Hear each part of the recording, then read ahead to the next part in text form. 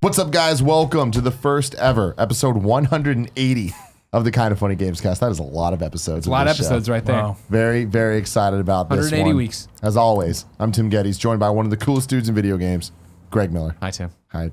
How you doing? Good, how are you? I'm not doing well. I'm excited to talk about video games, though, to put myself in a better mood. My amplifier blew in my car, and I am very upset about it because I assumed it was going to be a free fix. Nah. Is that $300? Is that why you came in with a cloudy demeanor today? Probably, man. We need you more than ever at patreon.com/kindoffunnygames. By the way, you were very upsetting. kind. Despite being upset, you were so polite today and professional. I'm trying. I appreciate it's a whole thing. Jared Petty, everybody. Oh, hey, give him that hi. round of applause. Glad to be here. And joining us for the very first time, Mark Norris. Hi. Hi. Hi, Kind of Funny family.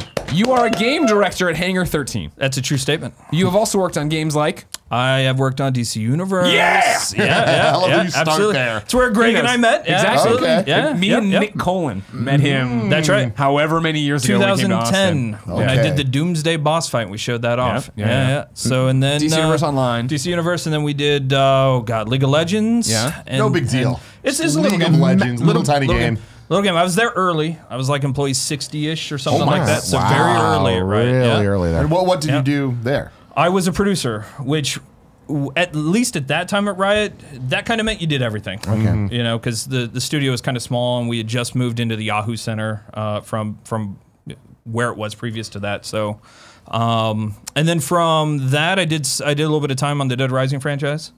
And then from there, let's see, Horizon Zero Dawn. Little game you might have heard of. Little game, yeah. Yeah. Little game, Horizon Zero Dawn. And then, you know, a new IP for Hangar 13 and 2K. And Now, that's you- what we're doing for topic of the show. You want to talk about new IP? I really want to talk about that, of like educating us on what that means. But we'll get to that later, of course. But you've yet to mention the crown jewel. Here we go. Madden NFL 05. Yeah, Exactly, absolutely. I started Madden NFL 05. Madden That's NFL right. 05. Absolutely. That was one of the really good Maddens. It was. I'm very proud of Madden NFL 05 and talking through what the salary cap means. That was yes. Oh, this is going to be a very good show. I'm excited for it. This is the Kind of Funny Gamescast each and every week right here on youtube.com/kindoffunnygames. We get together, talk about video games, all the things that we love about them. You can get the show early by going to patreon.com/kindoffunnygames and watching live along with us for just $1 a month. If you want to spend a little bit extra, you can watch the VOD on Fridays, 3 days before its release on Monday, where you can get it for free on YouTube. What does that VOD give you as well? That also gives you the pre and post show. Wow. Which is fun. Why would you I'll not tell do you it? what. What a Did we bargain. talk for 15 minutes before this about a whole bunch of different things? Yeah. Here's we what I'm did. going to do. We did. I want you to know that I had material today for the Kind of Funny morning show before looking at the calendar and realizing I was not on the Kind of Funny morning show. So I'm going to tease the post-show content for you. I'm going to tell you about how, in the post-show, about how I literally, and I can't remember the last time this happened, uncontrollably cried last night. Oh. Stick around. Wow. Will that... Wow. What, was it after making love? No. Will that That's post what show I be yelled. worth $1? Absolutely. Shout out to Patreon producer Tom Bach and Eric Heights. Tom Bach! Eric Heights. Helping the show happen. And also shout out to all you beautiful people. Oh, the names are for scrolling. supporting us. Look at The that. names There they will go. scroll. They're doing a lot of stuff. And also worth pointing out, I'm sorry. Mark, we buried this, of course, for the Kind of Funny best friends. A Kind of Funny best friend. Yeah, He absolutely. actually listens to the show, supports us on Patreon. of He's an course. amazing person. Thank you Yeah, very of much course. for that. So Yeah, if of Mark course. wanted to, could he be watching this live right now? I guess technically. Yes, yeah. It seems like we're splitting the atoms of Things people. would be nuts. Everywhere. But also, shout out to Party Mode. It's a little show you might not have heard of. We did Party Mode Week, and I don't know when this is going live, so things are complicated. But as of How this do you week, mean you don't know when this is going live? It's your show. You just ran through the I understand, but what I'm saying is like there's no time that we can actually have the Gamescast in Party Mode Week where it goes live for everybody during that week. Is Okay, what that's I'm fair. saying. That's fair. Okay, So, I just want you to clarify. I'm sorry the fans blowing We your love picture. Party Mode, and we want to give it some extra shine because not enough people are watching it. And they're missing out on some really good content. Andy Cortez works very hard on it. His editing skills are unmatched, some would say. Generally I'm one of speak- those people. Yeah, Tim, I don't normally like gameplay shows. I love watching Party good. Mode. It's the editing. fantastic. It's the editing. It's so great. It's that magic editing. So go check it out. Greg, what Party Mode episode would you recommend people check out if it's their first time? That's a big old question. You know what I mean? I'm drawn to the Mario Tennis IGN verse kind of funny one, but I feel like that one did better than most. So I think a lot of people have watched that one. So then I would say probably the Rainbow Six one where we turn on Andy and was a good he gets one. really mad at us and almost quits. I want to give a shout out to the Fusion Frenzy episode. You love that episode. I do, man. It's super fun. There's a variety of games that we played in it because it's a mini game collection. It's an old random ass game. Yeah. And that was a funny episode. Okay. I like how hype you guys get on the Nidhogg one. Nidhogg ones are always good. Yeah. There's like a rivalry building. End it. Yeah, there is one Nidhogg episode where Greg summons Satan to help him win. So That actually is a great one. That's a really good one. That is a really good one. Party Mode's a great show. Party Mode is a great show. But this Andy's is Kind of involved. Funny Gamescast. We talk about the video games that we've been playing. I need an update from you guys. Octopath Traveler. Yeah. Ooh. You've been playing a lot more? No. You've been playing a lot more. Yeah. Have you played it all? Not yet. Okay. Not And yet. I use a lot more loosely. My plan, of course, I'm gonna take the train from LA on my Ghostbusters video shoot to go to Comic-Con, and I'm gonna play the whole 3 hours. It's gonna be great. Got on that train, immediately fell asleep. But what I've now been doing is, one of my 2018 on the down low resolutions was that I wanted to take Uber less. You know what I mean? I wanted to either ride my bike to work or I wanted to take the bus. So I've been taking the bus a lot more, and so I've been playing there. But first world problem, my bus ride not that long anymore. So my Octopath update is that I've assembled the entire team. The last two characters, Got those 8 travelers. Yeah. I got the I got the last two travelers. We talked about stories and narratives not working, as well as I thought Primrose's did. Right. I'm gonna screw this up because they're still so new to me, and of course I'm playing with the sound down on the bus. Tressa, the merchant. There's a horn on our end. Don't worry. The merchant. Really like her voice actor. Really like her story. Really excited to have her on my team. I like her skills so far. And then the warrior. Kevin, can you pull up the Ulbrich? Yep, Ulbrich. Thank you. He was my final guy to assemble the team. Really like him too. I think his story's super cool. So I am struggling because I'm still obsessed with Fortnite, and that means that like last night I was like, I'm gonna play a match of Fortnite and then get to Octopath, and instead played 4.5 hours of Fortnite addiction. and then went to bed. And so yeah. But I came into work this morning. There you were playing Octopath. Because sitting I at your finished, desk. I finished the train, you know what I mean? Yeah. Like that's the thing. If there's internet, it's Fortnite. If there's no internet, it's Octopath. But Octopath, I am falling more and more in love with the more and more I play. Great. Great. Another update. Hollow Knight. Andy! Andy! Game's so Don't good. call his name. Don't call his name. Andy Cortez. Can we get you on shock mic, please? Can we And make Kev, sure the can we make shock mic is turned up? Jared, Yes, what's sir. your update on Hollow Knight? You were talking a little bit about it last week. Yeah, I really like Hollow Knight. It is a spectacular Metroidvania. I don't really know how to articulate it except to say that it's both beautiful and very thoughtfully designed. People talk a lot about the lore under the surface, and more of that is seeping up into view, and I like that part of it. But what I'm grabbed by is the imaginative gameplay, and also the simply brilliant use of palading. A lot of games... palading's very subtle and you don't usually notice it when it's happening, but the hues of every individual room are so artfully and thoughtfully done, but they're unobtrusive. It's not a game that you sit and go, wow, this is beautiful. It's a game that you play and just go, I'm stunned by how understated but thoughtful every little difference in color is. I'm playing this shadowy game that never feels dark. That's rare. Yeah. I really like Hollow Knight. So, Andy, you've been playing Hollow Knight as well. I got through the sort of like Oh, the mic isn't working. Uh-oh. The Here we shot go. might not turned on. like it didn't last week or whatever. gonna be doing- Jeez, Andy, Louise. what's up with you in the hall in the shot mic? I got the shock. I don't know. It's just we have problems here, Jared. I got past the first world on the airplane on my flight to LA yesterday. Again, it's kind of weird because I'm in an airplane, so I'm not fully in gaming mode. There's people chatting around me, a bunch of fucking chatty Cathys left and right, Jared. Let me tell you what, man. Yeah? This guy kept talking about how he knew the dude who owns Tito's Vodka in Austin. Jeez Louise, man. Why is he talking to you about this? Just get away. Quit talking. No, he was talking to the lady next to me. I'm trying to play Hollow Knight. Why do you have I'm trying- headphones on? Huh? Headphones. I do. They weren't good enough. This guy Wow. was fucking full volume, Greg Miller. Okay, yeah, that's rough. I've been in that situation. Did you get us a hookup for Tito's vodka though? No, I didn't. Wow, I this didn't. is a sad story. On He many wasn't levels. talking to me. It's just I don't know. You just lean over. He was You're like, like, I'm going. you could chat with people on Virgin America flights. I don't know. You could chat using this little remote. I was like, well, okay, well, chat with the person next to you. Yeah. And quit fucking talking out loud. You know what I'm saying, Greg Miller? Anyway. Number one games journalist. Jeez Louise.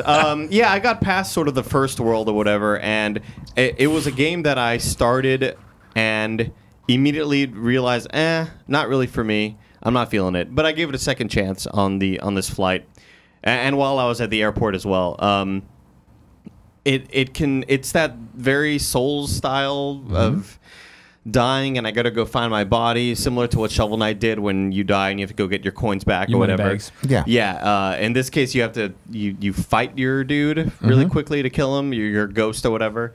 And I'm not quite sure what the lore is. I'm not quite sure what's happening, but I'm into it. Are you gonna play more of it? Oh yeah, the Okay. the gameplay is like really punishing, and but like you want to be punished, kind of. It feels good, Greg. You know what I'm saying? Yeah, it's not like masochistic. No, it's just not. hard. Yeah, and a lot of it is just your fault. Like there are plenty of moments where I don't have a lot of life, and I'm like, I can get past this point, and I play reckless and I die, and it's That's like very Shovel Knight. That's on me. Yeah, absolutely. Yeah, and you know that it's on you.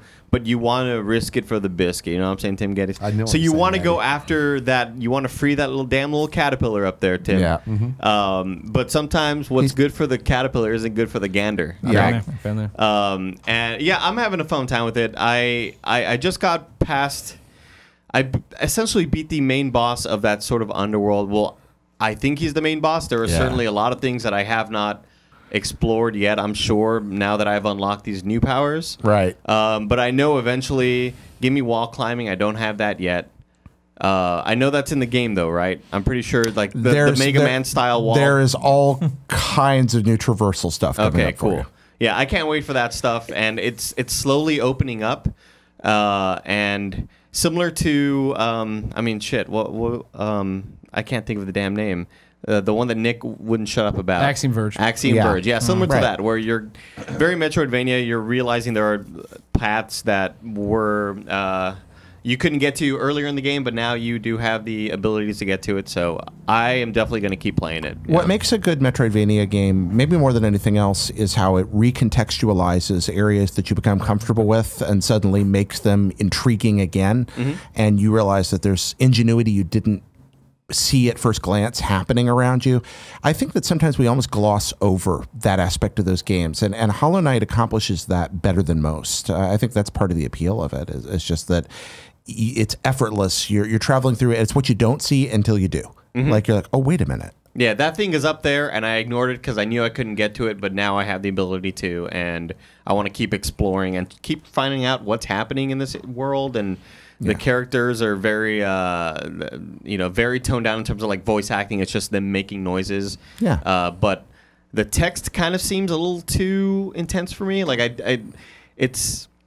I know that there's more under the surface that I can't wait to get to, but it's kind of intimidating at first, trying to absorb whatever the hell's happening in this world. Well, you don't really have to. That's the other bit. Is that there went that window sound. That was my fault. That was my fault. That time it happened. But no, you don't have to get into the lore. That's the other bit. I mean, I hate when people talk too much in video games. And the nice thing about Hollow Knight is if you don't care what's going on, just go get some more screaming caterpillars. You'll be fine. Sure, yeah, absolutely. So Now, I'm digging it. It's worth pointing out that you say you're on the plane when you're playing or whatever. You were going to see Spider-Man on PlayStation 4. Yes. However, embargoed for that. Yes. Thursday. By the time this airs, if you're not watching live, Thursday, we can talk about it, right? Yes. And, August 2nd. We need to powwow. I think we just put up a video at some point. Just put it out. Okay. On that Thursday. But we can figure it out. Yeah, cool. So Stay tuned for that. yeah, stay tuned, Number one guys. games journalist, Andy Cortez. Thank you very Cortez, much. World traveler. Can confirm Peter Parker is playable. Oh, man. So there's my You spoiler heard it right here. There you go. Breaking embargo. Third or fourth. Wow. Breaking embargo, guys. No one can see you doing the Andy face. You mean that as a joke? Spider-Man is Peter Parker. Yes. You're Yeah. not saying It's a there's a joke, Peter guys. Parker skin that you run It's a around joke, in. yeah. Okay. That's Don't need that getting broken out of N4G. that Spider-Ham news about Into the Spider-Verse made me so the happy. movie? Yeah. I was just John like, Mulaney. That movie's gonna be "Oh, amazing. That's Perfect. great. Yeah. Perfect casting for that. Perfect move. So, Mark, Yeah, you've been playing some games too. I have been. Tell me a little It's bit true. about this Yakuza 6. So, I make open world video games. It's kind of, I go, this is Kinda what I your love to thing. make. It's my thing. So I try to play them all. Oh my God. If one exists, What a I'm task. like, and not just play them. I really want to understand them, right? Like I want to play them all the way to the end because you just never know when a new mechanic's going to come in that changes the way that the game plays. You never know when a new system's going to get introduced. You never know when a piece of content's going to come up and make you go, "Wow, that's really something that's interesting that I hadn't seen before." Why haven't right? we thought about that? Yeah, exactly. Yeah. Right.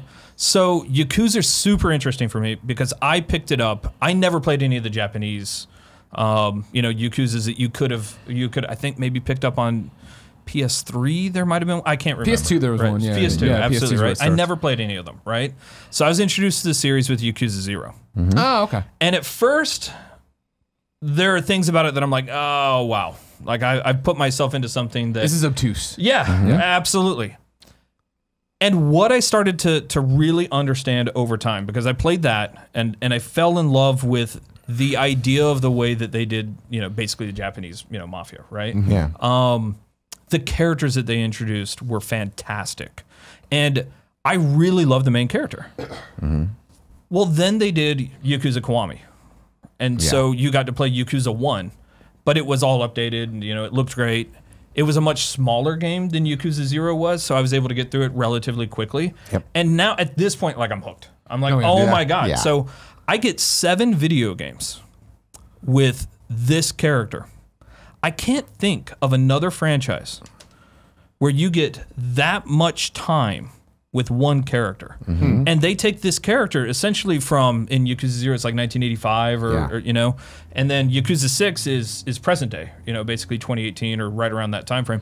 It's 30 years. He's still running the orphanage then? Is that He's still running an orphanage. Yeah, he's still doing that. Yeah, absolutely. Yeah. So the other thing that they do that I have never seen done before successfully, and generally speaking, I was always afraid to do with any of the video games that I've worked on, was they take the same place and they reinvent it over and over and over again. And for whatever reason, oftentimes in video games, they're like, oh, you've been there before, we need to build something completely new for the sequel. Or, like they've seen that in another game somewhere, so we want to do something that's completely different. But what they've done, and I'll probably butcher the name, but it's Kamurocho, or, the district inside of Tokyo. Yeah, the red light district they make up. They don't use the real red light district. No, of course not, but their version of it, right? Yeah, it's their version of Roppongi. Yeah, exactly. At the very least, I assume that it's through Yakuza's, 2 through 5 as well, but you go to it in Yakuza 0, you're there in Yakuza, Kiwami 1, you're there in Yakuza 6, and I love the fact that they go, oh, that's down on Sanrio Street, or that's down on, whatever boulevard it might be, and I just go, oh, I know exactly where that is. I don't have to look at the mini map. I'm literally just playing this game, and I'm like, oh my God, there is a brilliance to that. There's a familiarity to coming home. The way that they do that. Yeah, it literally does feel like coming home. Yeah. It's coming home to that character, and it's coming home to that location. And it's coming home to that wackiness in some way that I just pick up the motorcycle, smash it into pieces. It's so fun. How do they keep it from feeling too samey? So one of the things that they do is, even though that the layout of the area is exactly the same, the buildings, they kind of turn on or off. So you'll see it, like you'll be like, oh, that's Starlight. I went to Starlight, which is like a host club or hostess club in one of the previous games. Well, you can see the facade of that as you're passing by it. So it's in the same place that it was, but it's now not an enterable building, right? But another building that wasn't enterable before now becomes an enterable building. Cool. So ultimately, you really get to fill out and flesh out, like you were like, oh, I saw that marquee or whatever in one of the previous games. It wasn't available to go into at that time, but now it's open. And now I get to explore what this part of this building is, and what the city is, and what stories they're trying to tell me here. And then they turn off certain things, and then they do some smart stuff, which is, at least in each of the games so far, they do take you to a different location, right? So they take you somewhere, Onamichi, and which is. I don't know if it's actually there, but it's in the Hiroshima district inside of Tokyo, and then inside of Japan, and then in 0 you go over to where Goro Majima is from, and I can't remember where exactly that is, but it is a totally different location than the Tokyo red light district that they introduce you to. So you don't actually get as burned out as you might think, because you actually spend 30-40% of the game outside of the city. But you do get to learn that city or that part of the city incredibly well. It's just really well done. I want to harness you so badly for a video essay right now. This is like it's a tension that you're describing, and I've never really thought about the aspect that you're bringing up here. Between the more things change, the more they stay the same on one end, and like Thomas Wolfe's "You Can Never Go Home Again" on the other, which is that when you go back to a place, it's never the way you remember it exactly.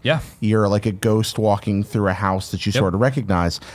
That's really cool, and I'm just kind of sitting over going, because I hadn't thought about how that worked in those games. In Yakuza 0, the way that you save your game is at a telephone booth, because in 1985 telephone booths were a thing, and there's a quest in Yakuza 0 where somebody has like one of those giant cell phones, you know, and they're like carrying it around, like it's like got the backpack on, and it's got the phone, and the only thing you can do, because you can retrieve items also at the, I don't know why, but apparently that's what you do in Japanese cell phone or Japanese phone booths, is that you can retrieve your items and save your game. I've retrieved many items from Japanese phone booths exactly when I lived there. So.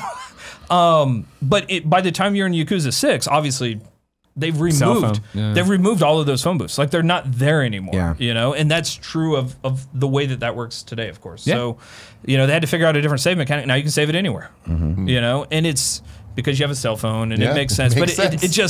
They do a really good job of thinking through what it means to move through decades, you know, and of course the studio that I'm at now does the Mafia series, right? We're building a new IP now, but one of the things that I loved about Mafia 2 was that it was a game that took place over the course of several years, a decade or so, right?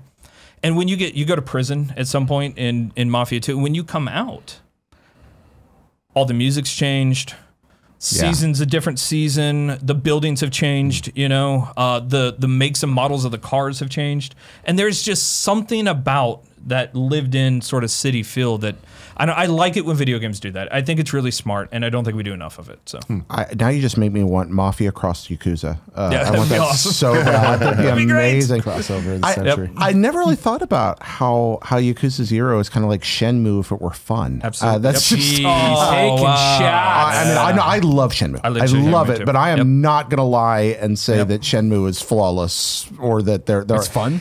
Shenmue is The difference between flawless and fun. Shenmue is fun the way like Flanders kids going to church is fun. You know, there's like it's like Look for those sailors. Yeah. Got to look for those sailors. What do we do? What's the other game you've been playing? So I play a lot of stuff, but the one when I kind of put down, it's one of those things where you kind of pick it up and play it for a little bit, and then you put it down. So Danganronpa 3 is something that I love the Danganronpa series. So Mama Kuma coming back. Oh God, I love Monokuma. When I went to Tokyo for the first time, it was for the Horizon Zero Dawn sort of press event for the Tokyo Game Show in 2015. And the one thing I had to get was a Monokuma backpack. Sure. Like it was the one thing I'd have, because my daughter was 14 or 15 at the time. She wants to someday be a writer. And the game that she loves the most, and I don't know what this says about my 18-year-old daughter, but the game that she loves the most is Danganronpa. Like, she freaking loves that game. So it's one of those games we actually play together. That's awesome. And so it's really cool. We could not find one, bizarrely. Really? Like, you would think that would be everywhere, right? Well, that face, right? Yeah, exactly. Monokuma's Could not face is find it everywhere in Japan. But Sony PR in Japan, Sony marketing PR, Sony localization, they found me one, they sent me one. They were amazing. Nice. So can't thank them enough for that. But yeah, I love Danganronpa as well. And I think it is mostly, it's a similar thing. The school changes. It's not the same. But there's a weird familiarity. Even though the level design has completely changed, you get it. Like, you understand it. It feels like an evolution. Absolutely, it does. Played, It absolutely does. And we won't talk about. They did like a first-person shooter Danganronpa that I was like, nah, nope, not gonna do that one. Far. Yeah, it was a bridge too far. Ultra Despair. Danganronpa Gaiden. Yeah, exactly right. But I love the characters. I think they do a fantastic job of building characters and relationships, and that's something that I look at. Do the games evolve over time? Because like I've never played them. When I look at them, I'm like, these all just seem like the same thing. There's an underlying storyline that I find particularly interesting. You know, it's kind of like what's happening in the world outside of this school that they're kind of figuring out over time. And one of my favorite movies of all time is Battle Royale from Japan. And so for me, Danganronpa is like, that's it. Like, that's the movie, and this is the video game version of that movie. But it tells a bigger story, right? My favorite video games are the ones that tell two stories, right? The one story which is we're saying something, right? One of the reasons I joined Hangar 13 is because they said something with Mafia 3, right? But then there's that other story that we want gamers to tell, right? And Fortnite is the best in the world right now at this. And you know, when I was on League of Legends, they did this very well. The water cooler story that you tell about this Leroy Jenkins moment, or you know, whatever it is that it might be. He was building a fort, but I came up with this background. Exactly right. That's exactly right. So for me, the challenge in building video games that I want to build are how do we make sure that they tell two stories, right? That's got to be tough. Yeah, give them enough. Give them enough to do so they feel like there's a story, but then give them enough freedom that they feel like they can make their own. Is that what draws you to open world game development? It absolutely is. Yeah. It absolutely is. You know, and there are certain, I think, companies that do that incredibly well. I think you could point to Grand Theft Auto as that tells an incredibly cohesive, fantastic story, but then also gives this world that allows people to just tell whatever story that they want to tell with their friends. Yeah. So.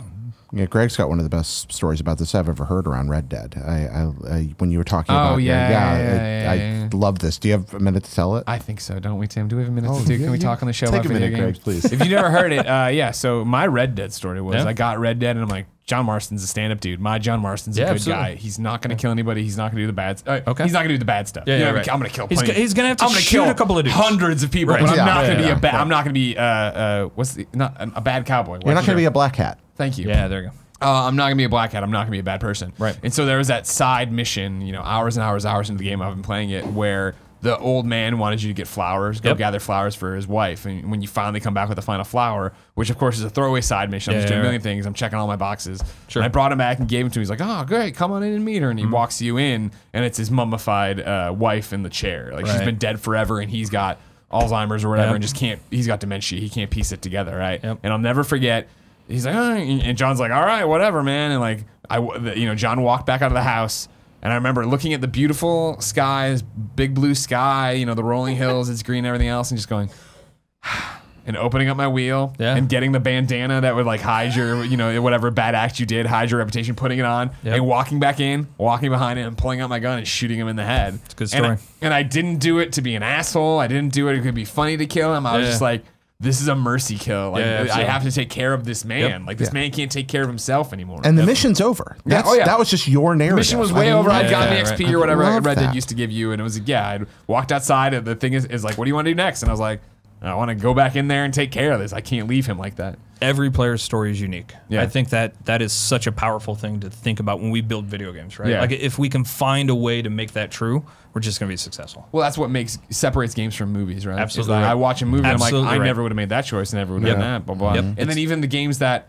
flip it, no spoilers, because we'll get in trouble, of course, with somebody, but the end of The Last of Us. Yeah. Like when I was like waiting for the choice and the choice never comes, and I'm like, oh, you're making me do this to tell me your story. Yep. That's rare in video games. It was. Where it's not. I sat down with Angie just last week, my wife, and she's never played Shadow of the Colossus. And she's always wanted to. I've talked reverentially about it. So we sat down, and she's getting into it and learning to do the controls. And she gets up to the first Colossus, and the voice, you know, the tutorial voice is telling her what to do next. She's like, you know, you got to kill it. It's just, I don't want to. Yeah. When do I not? And I was like, you have to. And she's like, but I don't want to. It's like, well, you're not going to go any credits roll. And she's just like, but I thought I was going to make friends with it. I thought it was about me and I'm like, no, this is a game about doing horrible things that you don't want to do. Let me introduce you to The Last Guardian. And be friends with that thing. Exactly. But she's just like, and she looked at me and she said, I totally see the merit to this. Yeah. But I can't do this. And that was it. That was the end of the game. She's like, I don't want to kill it. I love that. That's just like, nah, I'd rather not play. Those moments, man. It's just like they're very few and far between. I think when it's like those ones that stick with you. But for me, it was Halo 3.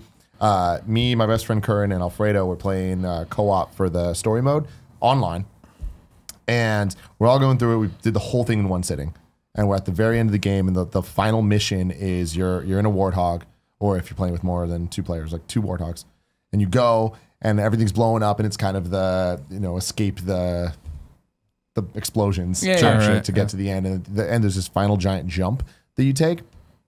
We were going, and we're shooting a bunch of guys, and I hit the wrong button. So instead of switching guns, I got out of the warthog as they went, and I was just standing there, and everything's exploding around me.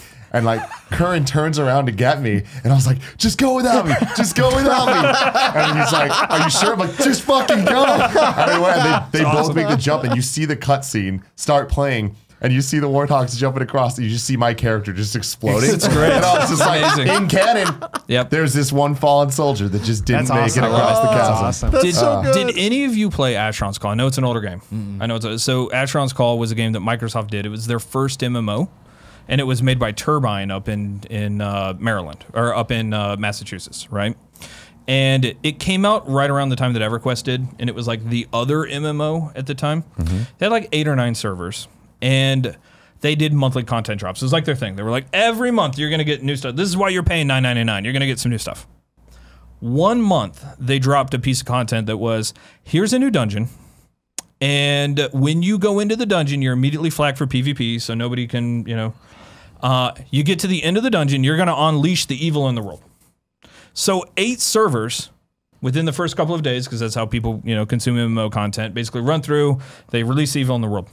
One server decided, we're not evil. This is not what we're going to do. We are going to put up a constant vigilant guard of protectors around this shrine that they had to destroy. Yeah.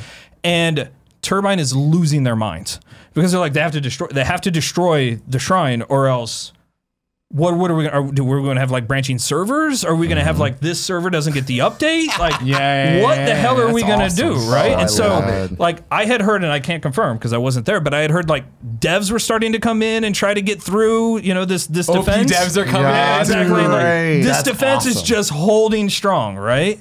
And by the end of the month, they hadn't done it. They had totally ensured that this shrine had not been destroyed.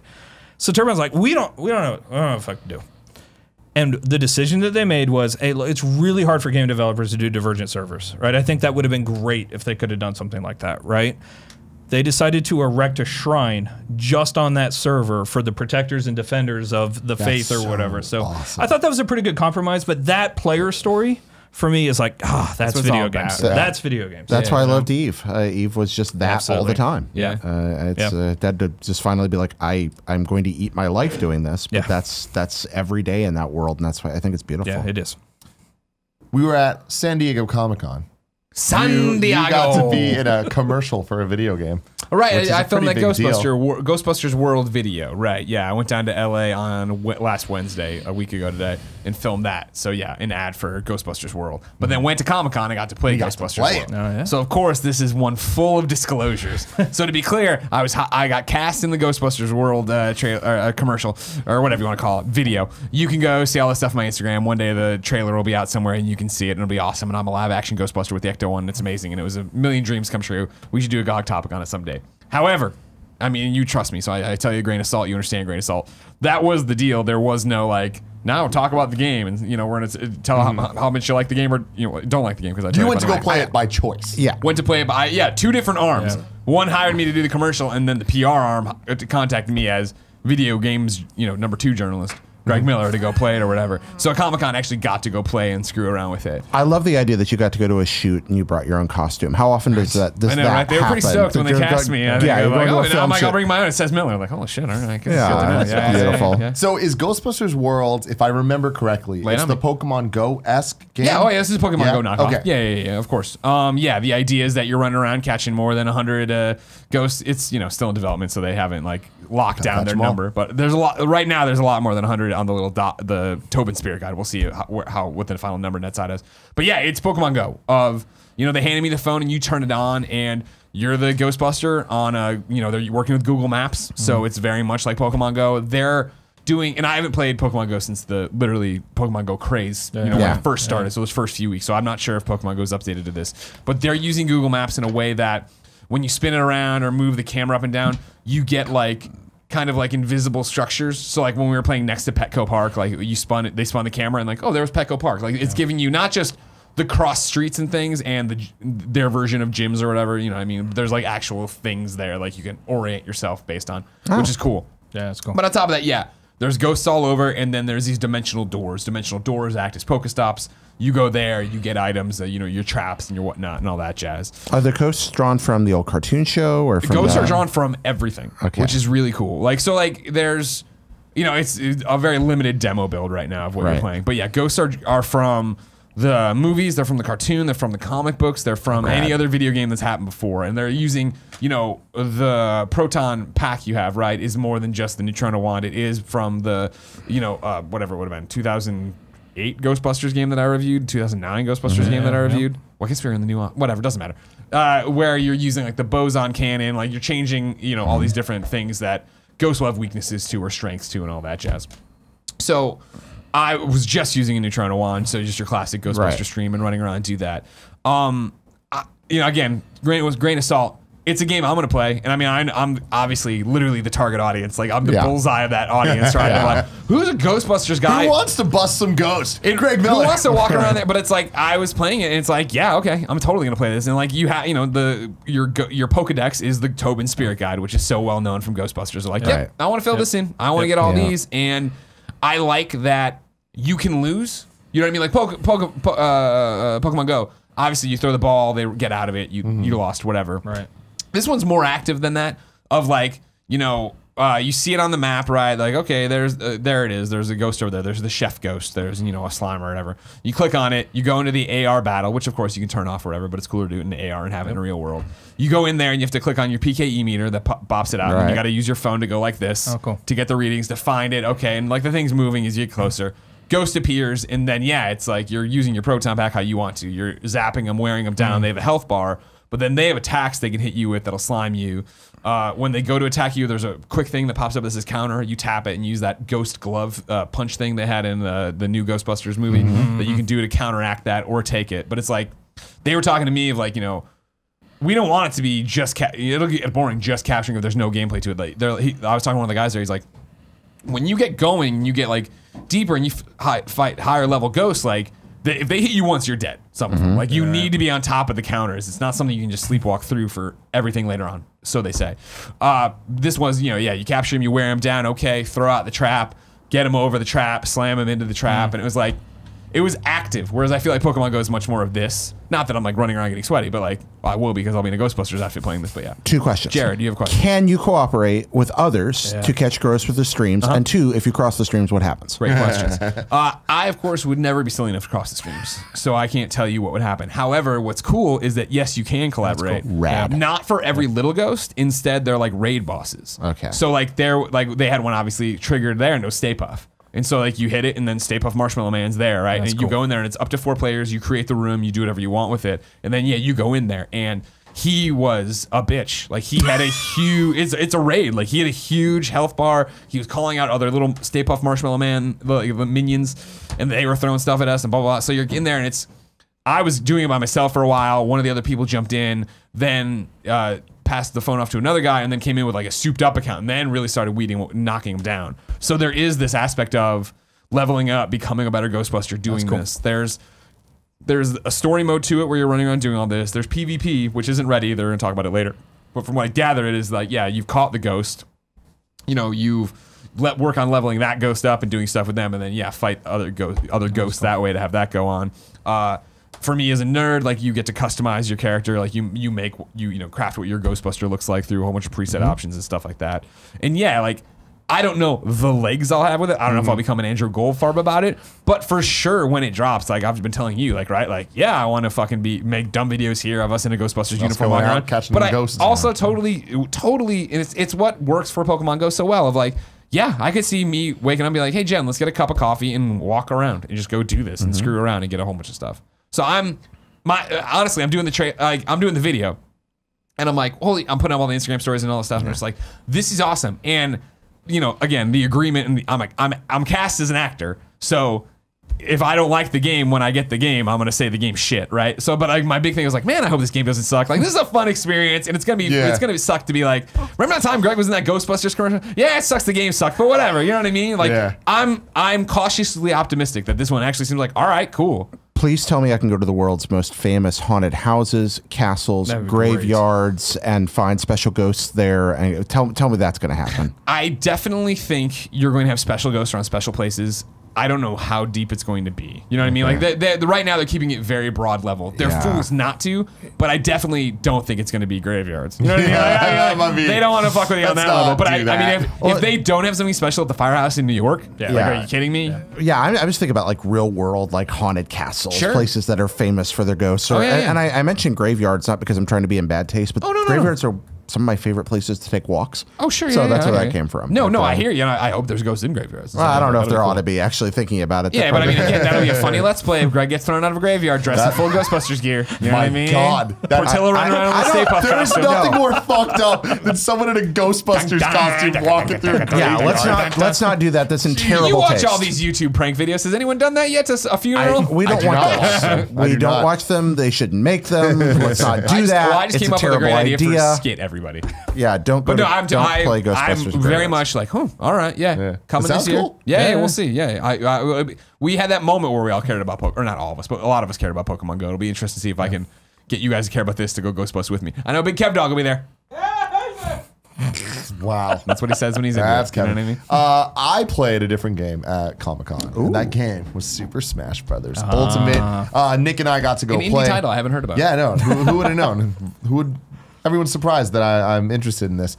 I didn't get enough time with it. I only got to play a couple matches. I definitely wanted to play the entire time that I was there. But yeah, Nick and I played. He won a couple. I won a couple. Playing around with a couple of different characters. I tried playing as the new characters a bit as well because I wanted to get the taste of how Inkling and Ridley play. Sure. Inkling seems a little OP right now. Like definitely there's a lot going on, but I feel like every time Smash adds a character with new mechanics, there's always that learning curve of people just trying to understand like when Little Mac added his little power meter where he has that one-hit KO move or normal, like a very strong move. Inkling with the whole ink system that it has is interesting. Ridley seems like one of those characters that's going to be very low tier until people figure out how to use him, and then he's going to be a beast. But yeah, he was pretty hard to use. So I was like, I don't know about this, and I was seeing a lot of other people play as him and just getting their asses kicked. God, this game's good though. Yeah, we got to play for the first time 1-on-1 because last time at E3 we had to play 4-player with all items on. We got to play 1-on-1, but items were still on, but they were on low, so it was less chaotic, and I could kind of focus a bit more.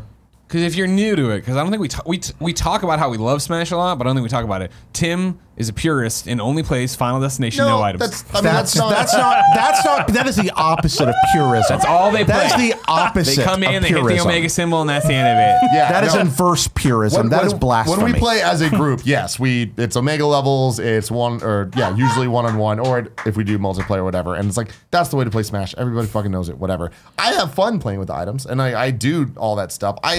Smash Brothers is like the one game that I really do try to, as much as possible, 100%. My problem with you saying you enjoy playing with the items sometimes and all this stuff is that I know what you're talking about when you go play with Colonel and all your boyhood friends. Well, wherever you have a second family somewhere. Because I only play Smash with you people, and you only play with items off Omega. Yeah. So where's this other family? You're taking out the ice cream while I eat glass. When I just play by myself, like a lot of the single player stuff. Okay. You can't turn items off in you single can get player. The Cherry Sundae. Okay. And I play the fuck out of the single player in Smash Bros. And I enjoy it. And some of the new items they got going on in this one are really cool. And I love how they just changed the dynamic. The final Smash Ball that they added in Brawl, like anytime we play with items on, the moment that thing comes, people stop focusing on hitting each other and they're just running and hitting the thing, right? There's now a fake Smash Ball that if you hit it, instead of getting a final Smash, it explodes and it's bombing it. Is it obvious? Can you tell? Or is it like... Yeah, the color's different. Okay. But in the heat of the battle, there is still that moment where we both stopped fighting and ran after and then Nick fucking blew up. And it was like, it's just awesome. Like, that's the magic of Smash Bros. Is the fucking chaos and insanity. But I also love that you can turn that stuff off. Can I ask you a question that I haven't heard answered that I think is a dumb question, but I'd still like to propose, just to put it out there. And I'm thinking more of what we've seen in Mario Tennis. And I guess more since this is a new Smash, but it's got everybody, but we're unlocking everybody as normal, right? New challenger approaches. They're not. It's not going to be like everybody's unlocked at the jump. At the jump, it is the N64 characters. Thank you very much. And then from there, they're still not exactly clear on how it's going to work. But if the other games are anything to say, I imagine there'll be specific challenges you can do to unlock specific characters. But there'll also be a way of this many versus matches gets you a character, and then every 10 matches you get a new character. Gotcha.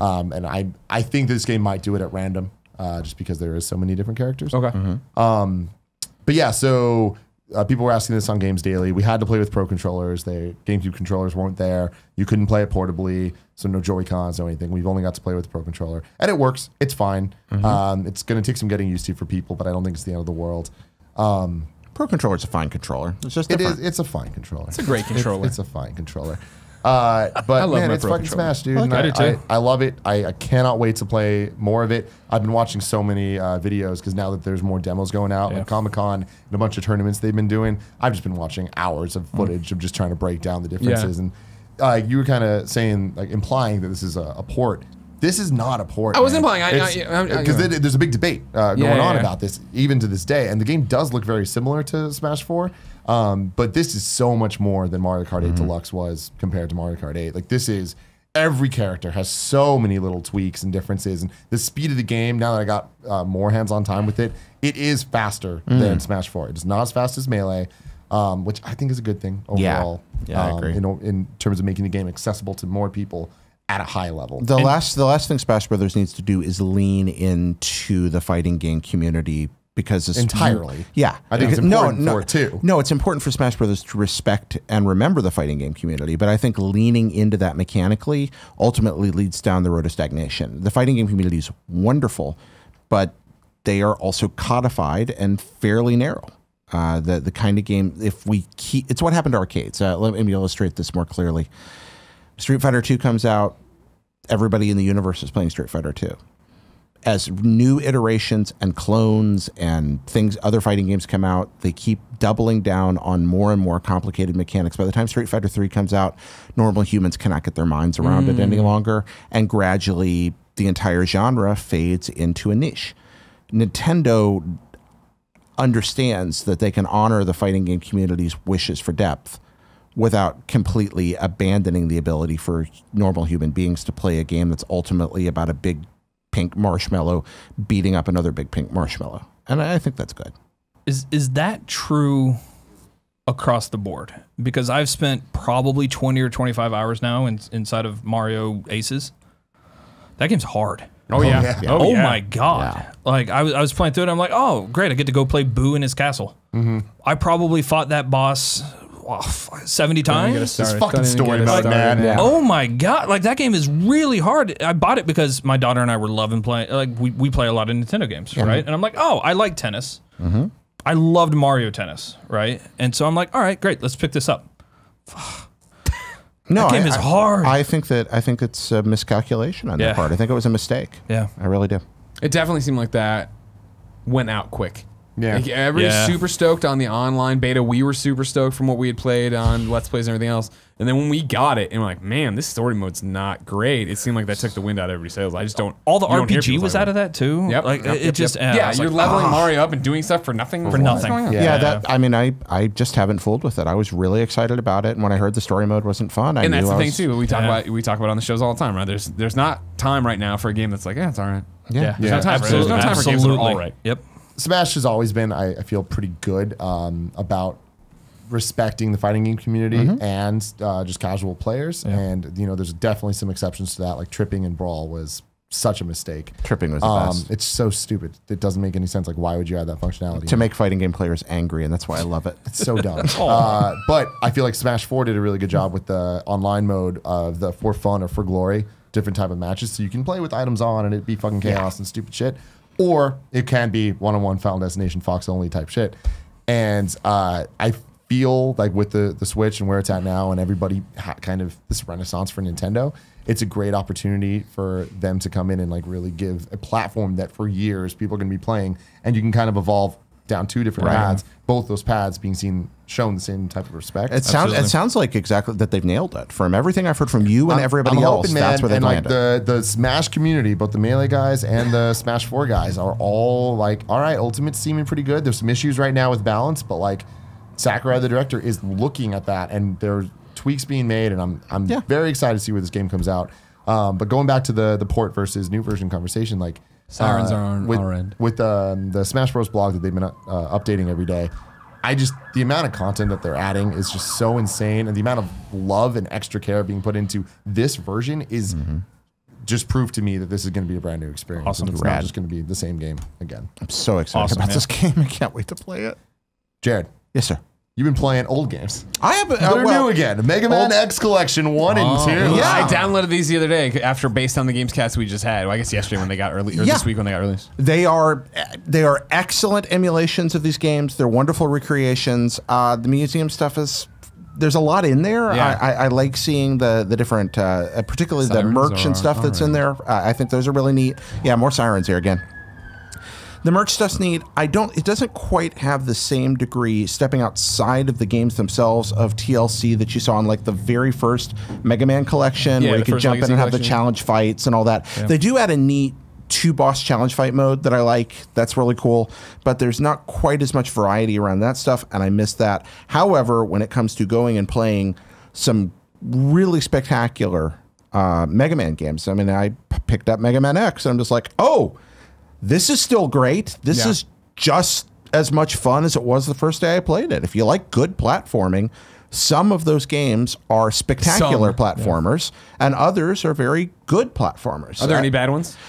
I don't think any of them are bad. What are the must plays out of the collection? The must plays are 1 is essential. I feel like 1 and 2 are still the strongest in the series. Some people really like 3 because you can play as 0, and I like that as well. But I feel like 1 and 2 are the best. But all of them are worth your time. Even like 8 it was a PlayStation 2 game. Yeah. And that's ugly. It's an ugly game, but it's actually a very well designed ugly game with some neat platforming ideas and a lot of fun. And I think more than anything else, though, it's that you've got something almost unprecedented, a series that began on the Super Nintendo all the way to the PlayStation 2. Yeah. And the ability to play through those same characters and their evolving story and their evolving mechanics across SNES, PlayStation, and PS2, across 3 platforms in these 2 collections. It's really cool. Yeah. I'm a fan of this. Have you been playing it? No, not yet. But I worked at Capcom for a little while when we were doing the Dead Rising stuff. Mm-hmm. I have an absolute love in my heart for Mega Man. Yeah. As a game designer, it has some of the absolute. I'm a big moment-to-moment game designer. Like. Some people are systems people, some people are mechanics people, some people are level design, right? Like I am huge on mechanics. And Mega Man for me in particular, especially 2. Oh yeah. Yeah. Have you It's Golden Age. Golden Age for mechanics design. have you ever gotten your hands on 9? Not yet. Okay, so 9 is 2 part 2. Yeah. And some people don't agree, but I think it's the best Mega Man game. All right, I'm going to check it out. NT really 9 nailed though. that one. Oh wow. Best I know. Mega Man game. I think so. It's because it's 2 built on 30 years later. Sure. Somebody just went back to 2 and said, what worked about 2 and what can 30 years of platform design teach us to make that even better? All right, I'm going to play. That's the approach they took. I'm going to play really it, and I'm going to message you, and then we're going to see if that's true. It's radically All right, good. okay. All right. Yeah, it's 2 if all the weapons were good. Fair enough. Fair enough. But yeah, I think X is. You don't have to like old games to enjoy playing, particularly X1 and X2, and I think X3 is really worth your time. And the others they're a neat historical. They're not just curios; they're all good games. So you can literally get dozens of hours of good platforming out of buying these. I think they're a great pack. So collection 1 is 1 through 4. Yeah. And then collection 2 is 5 through 8. Okay. Yeah, so you're getting 8 games between the 2 collections. And that's a pretty spectacular. Also, I think probably owe a disclosure on this. I did some sponsored content for IGN for Capcom. Capcom sponsored a video I was in recently that was about the history of Mega Man and Mega Man X, and I should probably disclose that. So I'm not sitting here being compensated for talking about how I enjoy the game, but I did some commentary that I was paid for about the history of it there. So More sirens. Yep, gotta make sure that gets said. Megaran was in that too. Yeah, The Megaran footage was from in Kind it of Funny Live was in it. Oh, really? Do we get a Cool. kickback on that? No kickback. Right. Please send a cease and desist. Hit up Sean Finnegan and be like, Thank you you. motherfucker. Yeah, set up Finnegan You know for that it. footage that I gave you that you could use in this? Yeah. Yeah. We want money. Joke's for on it. you. Joke's on you, Finnegan. But yeah, guys, it's Open great up the platform. pocket purse, Pear Schneider! Pocket first. And then your final game to talk about. Sky Skipper. Yeah, Sky The Skipper. fuck is Sky Skipper? Well, that's a great question, Yeah. Tim, because that was my question when I first heard of it a few years ago. Sam Claiborne introduced me to this game, the managing editor over at IGN. So Sky Skipper is a ridiculously obscure Nintendo arcade game that was created by Nintendo in 1981, right after Donkey Kong, did not test well, and then pretty much all the cabinets were converted into Popeye machines. They used the Popeye boards, kind of like Donkey Kong was Radar Scope with a new ROM on it. This was Popeye was Skyskipper with a new ROM on it. And they're like, oh man, we'll make a game people want to play. Skyskipper is a weird little game about flying an airplane around a world full of playing cards flying through the air while giant monkeys throw rocks at you. It's weird. It's garishly colorful to the point of hurting your eyes. Yes. It's an interesting piece of history for a Nintendo completionist. How did you play it? You can play it on ye old Switch because Nintendo, for the first time ever, has released Skyskipper based on a ROM that they have in their archive to the general public. Yeah. And so we can play this very, very this long lost forgotten piece in Nintendo history. Has just been released. It's $8. But do you recommend people play this long lost piece of Nintendo history? No, not unless you're really into Nintendo history. It's okay. It has some weird bits in it. It has cussing in it, which is interesting for an only Nintendo game. The monkey gets in the cage, and the monkey's like, "Damn it!" Mild profanity. The main character is named Captain Yu, Y-O-U. So it's like, yeah, it's got a very strange. You're flying a little biplane. You have to refuel, but there's this. There's a mechanic where like all the things you're picking up have different suits of playing cards on them, and if you make different hands up in the corner, you get point bonuses, which is a neat mechanic. That's cool. But it's kind of awkward and weird. It was also released on the Atari 2600 for some reason because they bought a license for it before the game actually came out, and the Atari version's awful. There's Mr. U, not Captain U, Mr. U. Okay, yeah, don't give him. But yeah, so also Nintendo really into monkeys that year. Lots of gorillas. Monkeys were huge, man. Yeah, we had Donkey Kong and monkeys were huge. I have a theory these colors are fucking atrocious. Yeah, isn't that amazing? Garish, like I said, it's really weird. Yeah, it looks strange. It's this kind of weird scrolling game. You fly off and get up there. So what you have to chase the monkeys off, and then the little guys will hop out of their holes and you catch them. So this also looks complicated as all hell. It's not as complicated as it looks. That part's actually all you have to do is pick up all the jumpy guys. No, you just get more points. West is this way. East is this way. Jumpy guys. Yeah, jumpy guys. There's little frogs that jump too. They'll pop out. Yeah, there's a frog. But see the top left corner with the diamonds? If you get 4 diamonds in a row as your pickup, you get a bonus. But he's not going to get a bonus because he didn't pick up 4 diamonds. So it'll push the next card over. He's trying to make little hands. I see what's happening. Yeah. So you get more points that way. It's a weird game. And straight. And then the monkeys throw things at you. So no, it's not a good game. Does it control like a dream like it seems to? It controls exactly as you'd expect it to watching this video. Oh my God. Yeah, it's a weird little game, but I wanted to play it because it's not been widely available ever. And now it is. I mean, you could dig up, some old in the dark corners of the internet, there were ways to find versions of it, but now Nintendo's giving it to us. And I say if they give it to us, we should play it. All right, we're about to get to the topic of the show, but this episode of Kind of Funny Gamescast is brought to you by Blue Apron. Greg, can you tell me all about that Blue Apron? You know I can tell you about Blue Apron, as I cook with Blue Apron quite often, including this evening. A box came yesterday. It includes seared steak and garlic mashed potatoes, sheet pan tandoori chicken, and barramundi and caper butter sauce. What happens with Blue Apron is you use the app or the website to pick the meals you want, and the amount of meals you want as well. They ship it to your door in pre-packaged ingredient bags. You get there, you follow step-by-step instructions, and you make amazing food. I did all that without looking at the copy. That's how much I use. I don't know if they use that anymore. No, they do. You're right. You're still good. Skip meal planning and get straight to cooking with Blue Apron. Experience the joy of summer with our favorite grilling recipes. If seared chicken and tangy barbecue sauce and juicy cheeseburgers with spicy slaw don't make your mouth water, that guy's watering. Check your pulse. Just kidding. But seriously, getting the most out of the summer has never been easier with chef-designed recipes and ingredients delivered right to your door. Blue Apron makes dinner quick, easy, and oh yeah, insanely tasty. They're doing, like it says here and what I just read there with the steak, of course, grilling options for the summer. The new thing is you get the recipe card and it's like stamped on top. This one can be cooked inside or on the grill. So they're helping you, get outside or do whatever you want to. Right now, ladies and gentlemen, you can check out this week's menu and get your first 3 meals free at blueapron.com/gamescast. That's blueapron.com/gamescast for your first 3 meals free. That's an entire box. Man. Your first box of meals right there, right? Blue Apron, a better way to cook. Yummy. Thank you for that. You're welcome. Thank you.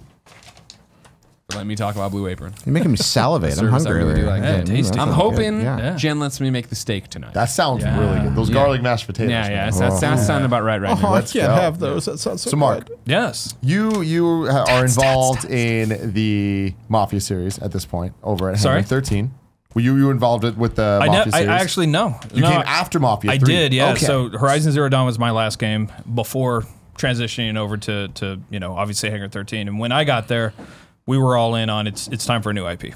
New IP over Yeah. at Hangar 13. So what does that Yeah. mean? So like, you know what I mean?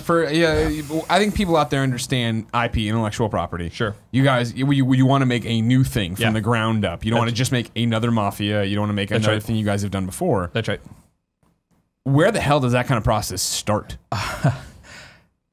The hardest thing about building a brand new IP, the absolute hardest thing is that it's a whiteboard.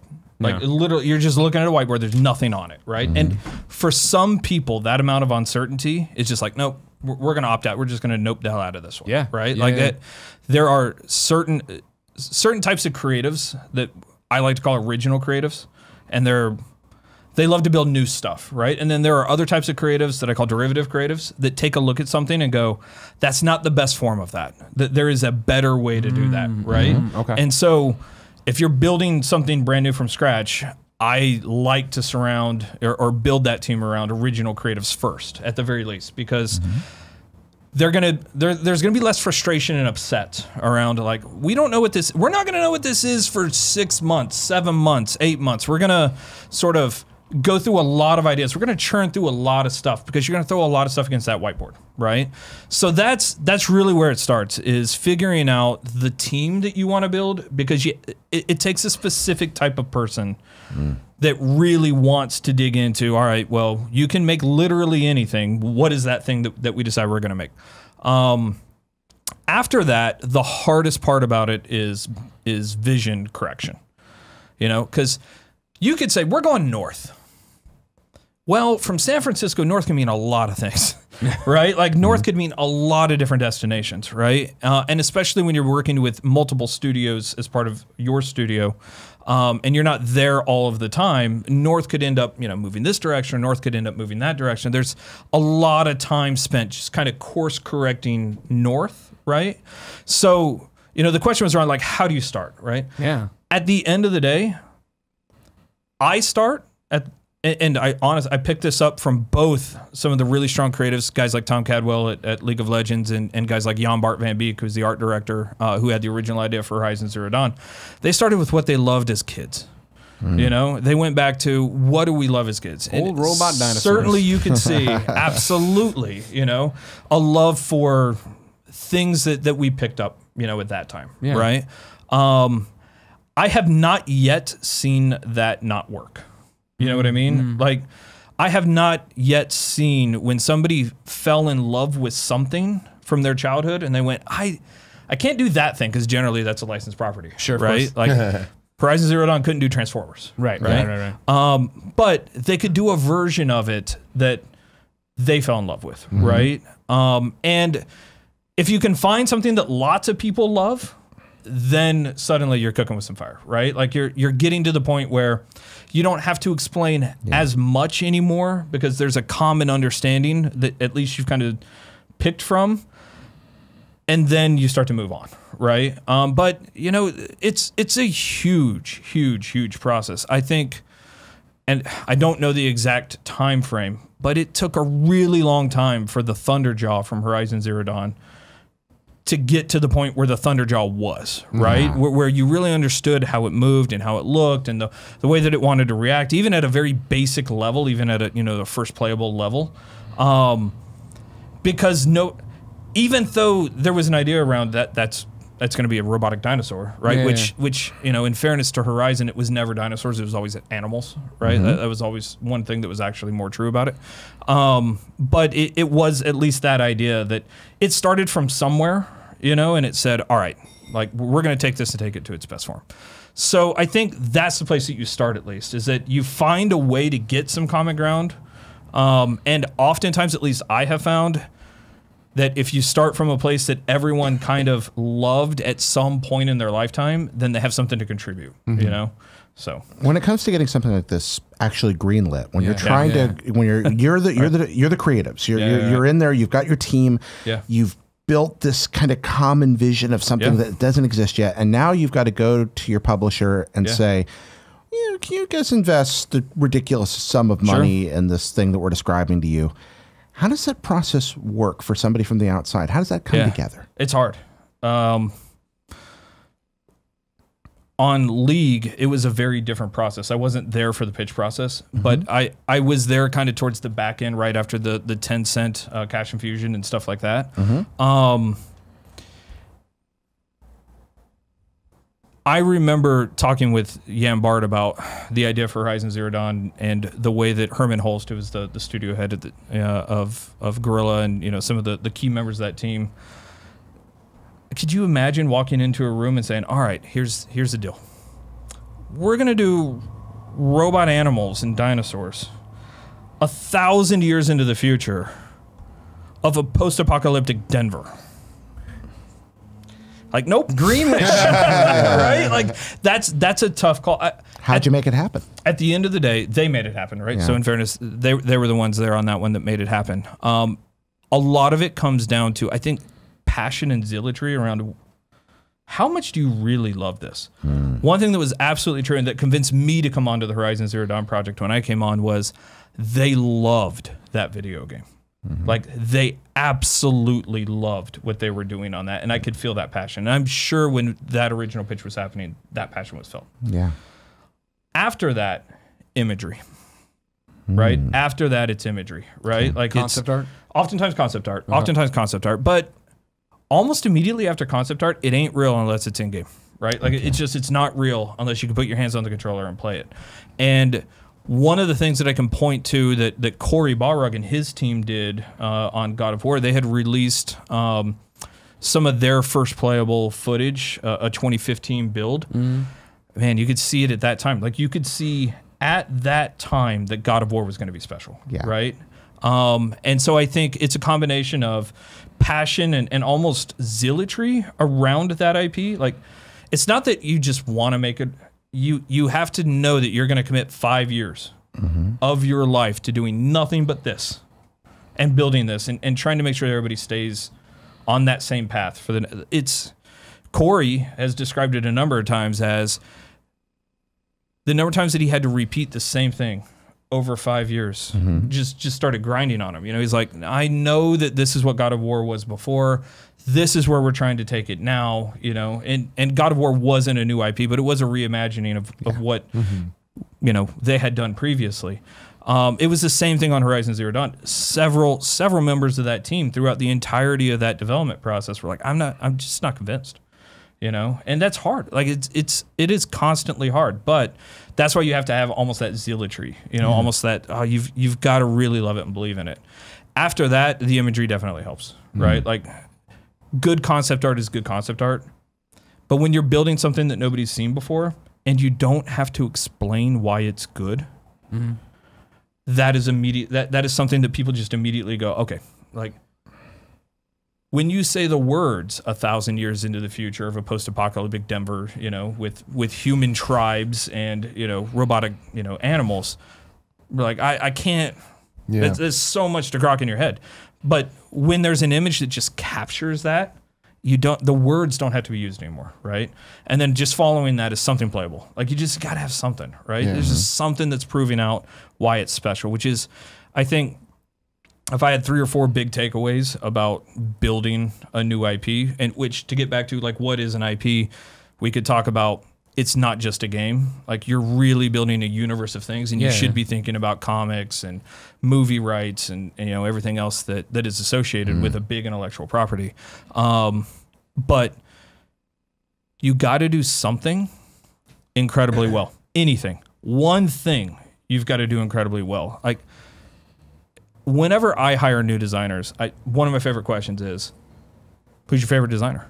Who is it? I get a lot of Kojimas, right? I get a lot of Miyamotos. Yeah.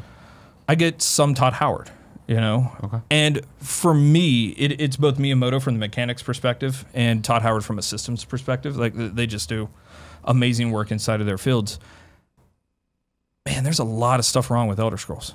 You know, people talk about it's buggy, character models, you know, Shots animation fucking fidelity, IK. You know, like you could talk about those things, right? yeah, Like, yeah, those things are not- totally. you know, that's a 90+ Metacritic game that continues to sell copies. You know, because it does, in my mind, two things better than almost anything else in the industry. One is the sense of exploration. The sense of exploration that you get in Skyrim or the Elder Scrolls series, and in some ways the Fallout series too, is unlike almost anything else that you play. Right? The second is the reason why that exploration even is valuable is because it has all these layered systems that make everything that you find interesting and unique. You know, like, oh, I just went into this, you know, Draugr cave, and inside of it there is some pots and pans, and you know, a couple. Well, I can use those in alchemy, or so that they take a look at a couple of things at Bethesda and they go, this is what we are going to do world class better than anyone else, right? And they invest in that, you know. And if you take a look at, I don't know, Fortnite as an example, man, talk about really. There is a game that Jagex makes, and it's called Block and Load. And Block and Load is a 5-on-5 building and shooting, you know, sort of game. It's basically Fortnite without the battle royale part, right? It didn't do anything perfect. It did a lot of things okay, or a lot of things well. It's just it didn't stand out in my mind anywhere. Fortnite comes along, and the original version of Fortnite, people weren't really picking up on battle royale. Obviously, made it as big as it wasn't going free to play. But man, building and firing in that game is just so much freaking fun. Like, thinking about, and this gets to almost my next point, which is think about who you're trying to target. You know, because you're not going to sell a video game to everyone. You're just not, right? You've got to think about who it is that you want to, you know, actually make this video game for. The team is always first, because again, if the team doesn't love it, it's really hard to spend multiple years making something. But right after that is who do you really want to target with it? It's so smart what Fortnite did, because they took Minecraft-based build mechanics for a generation of kids that are screaming for an updated, aged-up experience, and said, hey, remember those things that you did for hours on end?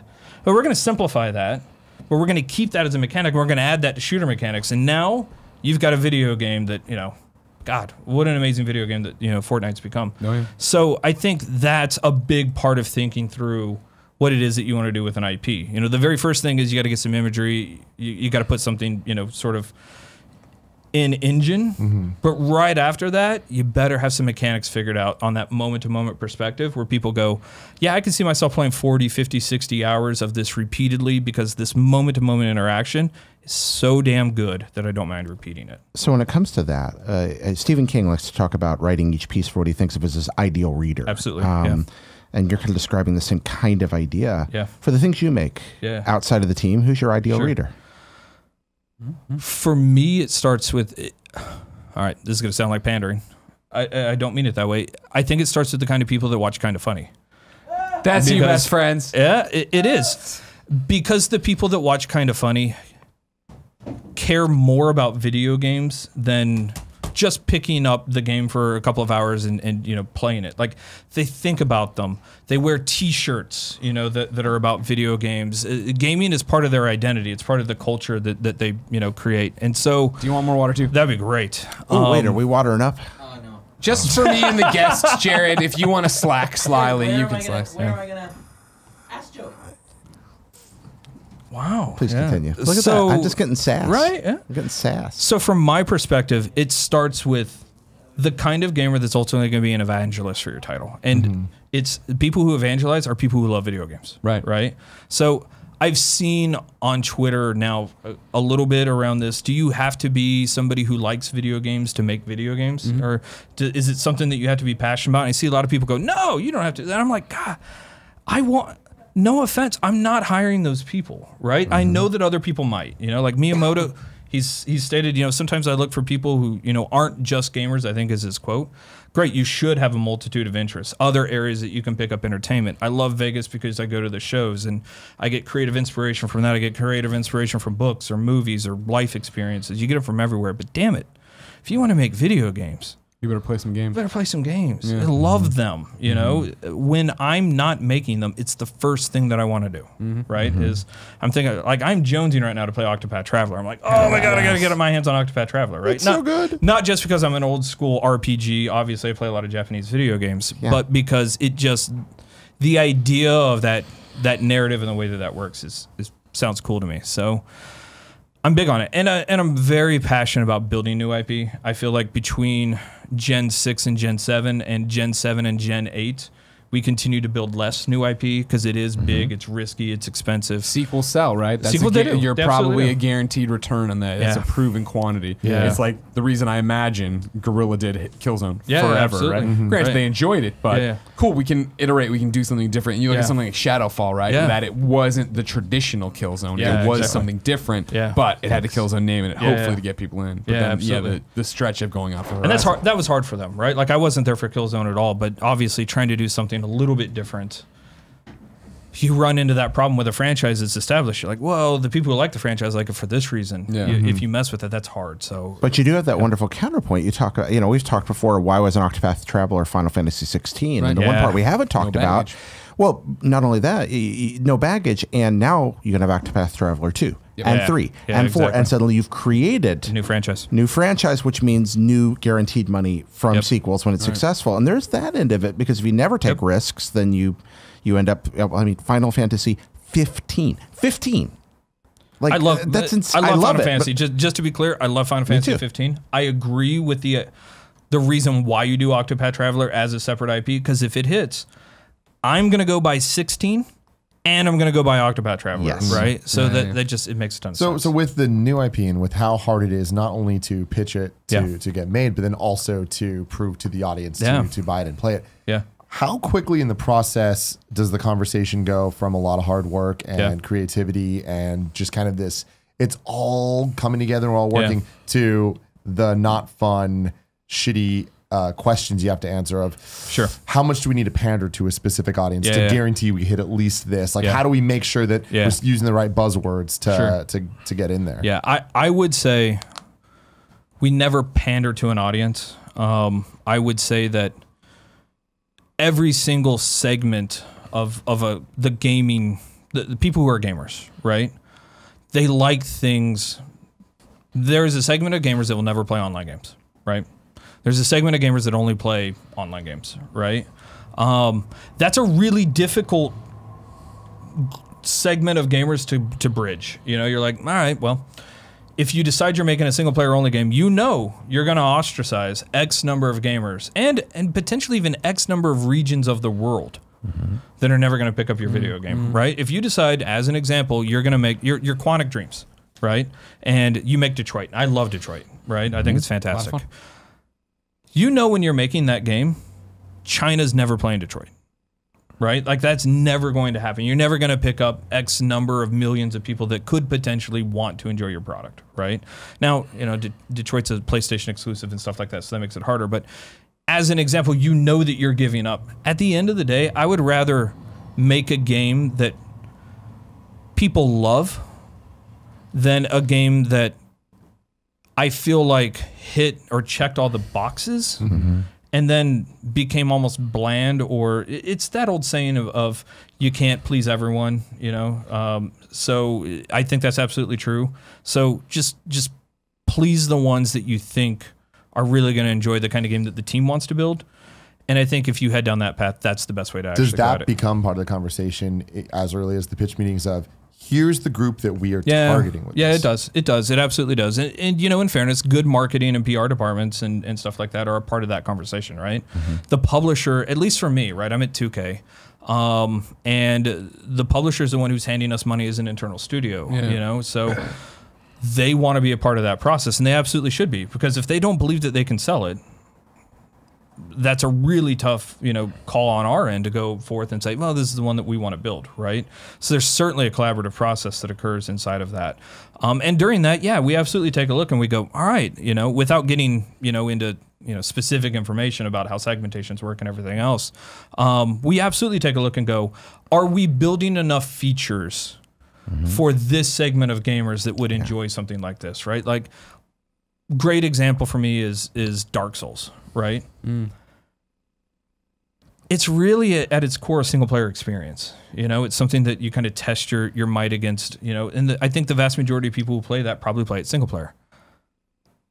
There are enough things inside of that allow people who love to play online games. Obviously, that, you know, it has PvP and certain ways to get into it. But the idea that they had around putting down the note cards, and the idea that they had, you know, around being able to bring in extra buddies for boss fights, and there are smart things that that the development team from did that said, hey, this is something that this is our core audience, but we've done enough in this space that some of these other kind of gamers may come in and pick this up as well. So when you're talking about segmentation, follow up to Tim's question, we've been having a discussion a lot on Games Daily recently about the vast market shift toward games as a service. Sure. Yeah. Do you think that marketplace has become oversaturated right now? Do you think there's more good games being made in that space than there are customers? So this gets into sort of red ocean, blue ocean stuff, right? Like when you talk about red ocean, there's a set market space, and that market space doesn't grow larger. And so what you're trying to do is you're competing inside of that space for gamers, right? Sure, there's a limited amount of gamers inside the red ocean. And then in a blue ocean, you're expanding it, right? You're like, nah, this is what it's just like space. Apparently, weirdly, space is continuing to expand, which blows my mind. But I don't know how that works. I see it. Right, exactly. So the idea of blue ocean is like you're literally creating more ocean. Nintendo. Yeah. Sure. Yeah. Well, one of my favorite examples of this is EverQuest 2 and World of Warcraft. Oh. 2 games that release within 1 week of each other.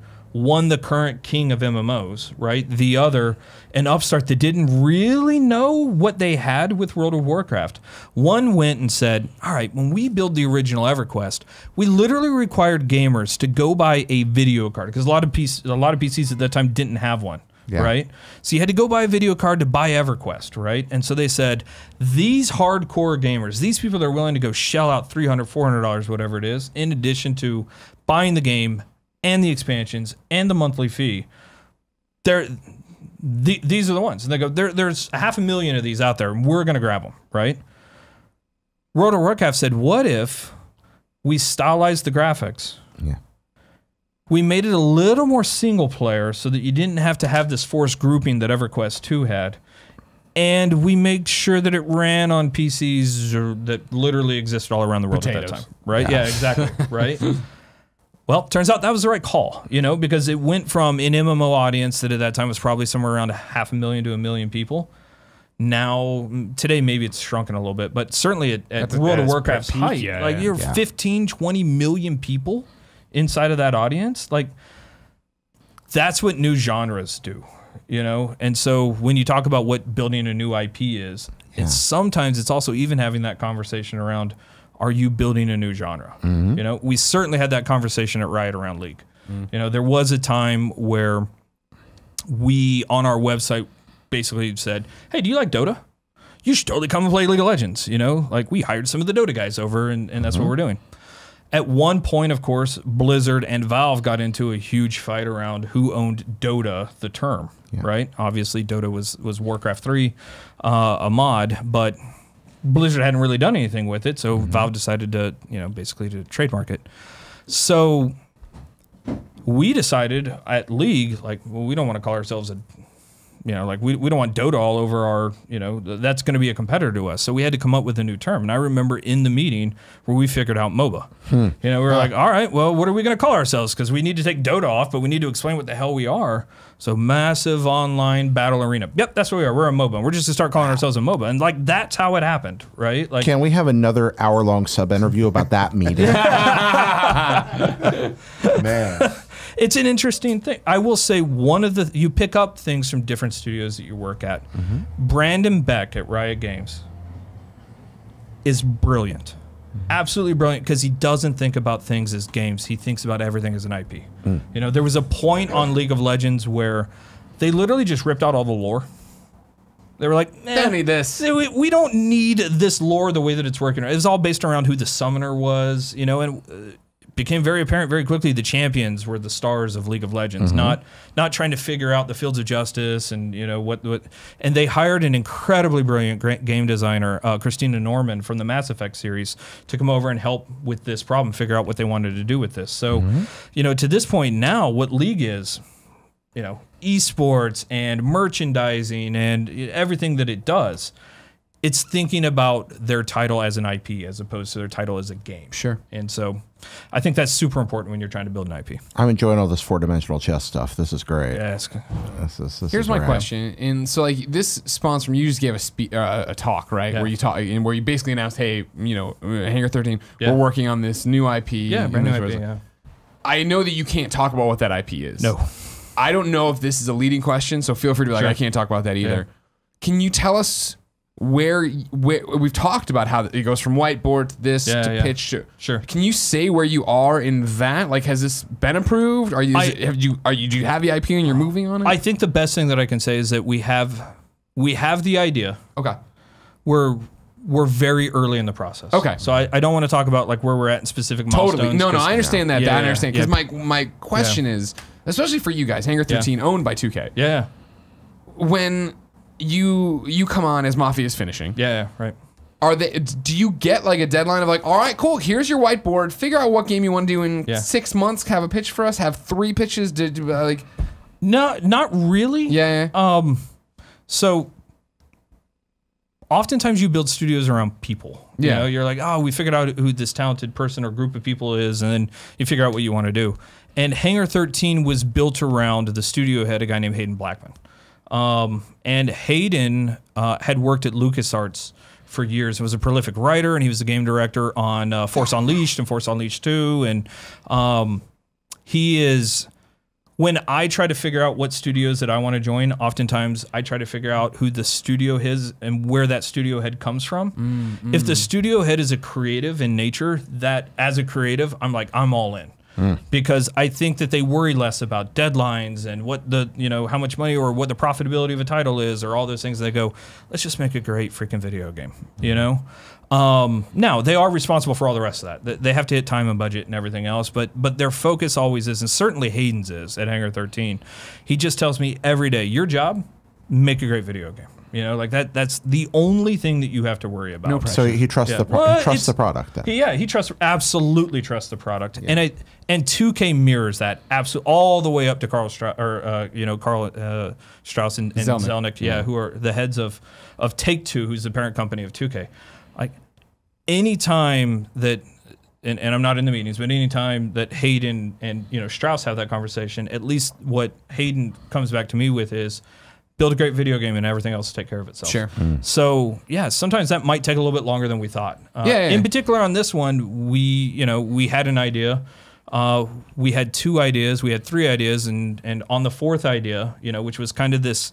It's not as if they were all unique ideas. They just kept morphing and changing and iterating. Yeah, and now we've got it. Now we feel like we've got where we want to go. Yeah. Very cool. Any final questions about this new IP business before we move on? What's the title? When's it coming out? Do you have the PS5 dev kit? What's going on? I definitely can't talk about any of that. I will. One other thing that I will say on this front, it's everybody makes their stuff just a little bit differently, right? Yeah. One of my favorite new IP that was kind of in Gen 7, right at the end of it, was Dishonored. Sure.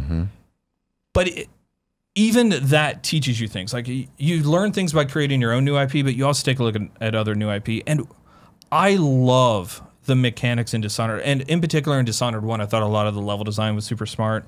It really brought forth some of that old Deus Ex feeling and, multiple ways to do things and different paths. And great. You could watch people play Dishonored and you could see them be stealthy and just wreck things. You could watch them just use abilities and do crazy stuff with summoning rats and stuff like that. You could watch them be Twitch gamers and watch how they do different stuff with the sword and abilities. And it didn't matter. Like in all ways, the player could be successful. And I love that, right? That world is super depressing. It's not a world that I feel like is worth saving. And so every time that I step into an IP that I want to build, one of the things that's true about the stuff that I want to make is that I want to make a world that you go, oh man, if I'm going to spend 40, 50, 60, 70 hours in this world, it better be a world that I want to spend some time in. Great you point. know, That's a great point. Yeah. And I take a look at Dunwall. I think is the name of that area inside of Dishonored. Oh, yeah. And I'm like, you're slaughtering whales, and your character models are very sharp edged. And they all seem like they're for lack of a better term, assholes. And I'm like, I don't know if this is a world I want to save. Like I don't feel like I should protect the Empress and get this world back. So I'm like, and they kind of built that mechanic, right? They were like, oh, if you're this murderous assassin, actually the world gets worse over time, and but even I oftentimes play the good guy. Hell I just can't help it. In your face, Tim. Yeah, I can't help it. I didn't really feel like I saved much. Yeah. There at the end, and I'm like, oh, this world still sucks. Westworld season 2. Oh yeah, totally. Although I love Westworld. Yeah, I do too. But what you're describing there is so that in mind. What is your favorite gaming related IP? Yeah. To spend time in. Where do you like to go? Oh God, I love so many of them. What are a couple then? When you say related IP, do you mean something that is not a game and something that's in the game? So, well, you were talking about thinking about IP instead of thinking about them as games. So, what are some of those places you like to visit? So, I can't help it. I loved books as a kid. I was one of those kids who had the little pin flashlight or whatever, and you would have the covers, up over your head, and mom told you lights out. And I'm like, I'm up underneath the covers with and I think that's why my eyes suck now. I love to read. Mm-hmm. The people around my studio are sick of hearing about Brandon Sanderson. But for me, I'm like, oh, everything that Brandon Sanderson has written. I'm like, Mistborn. Have you guys read Mistborn yet? Have you guys read, have you guys read Way of Kings? Like, the way that Brandon Sanderson thinks about writing is the way that sometimes game designers think about systems design. He has what I call he has this idea of here's stuff that is soft magic, and here's stuff that is basically, nobody cares, and here's hard magic. And he explains this on his website. Sure. Where he's like, Harry Potter. All the rules apply except when they don't. Whenever you need something convenient, Harry Potter comes up with it. And it always feels just a little cheap, they couldn't use the tools that they had, so they created a new one on the fly to get through a situation. The way that Sanderson writes is that it's all hard magic, right? In the Mistborn series, you can't do magic unless you've burning metal inside of your stomach. If you got no metal, you can't burn the magic. It just doesn't work, right? Inside the Way of Kings, if you don't have this sphere, you're kind of sucking in this sphere essence. If you don't have any of that, you can't do your crazy magic, And oftentimes when I love IP, it's when people have the loss of their powers or abilities as opposed to when they have them. Sure. It is a much more interesting story when Superman gets his ass kicked by Doomsday, right? Or it's a much more interesting story, at least for me, in Smallville, when Superman, is it Tom Welling? I forget the name of it. Tom Welling. He wants to play football. Yeah.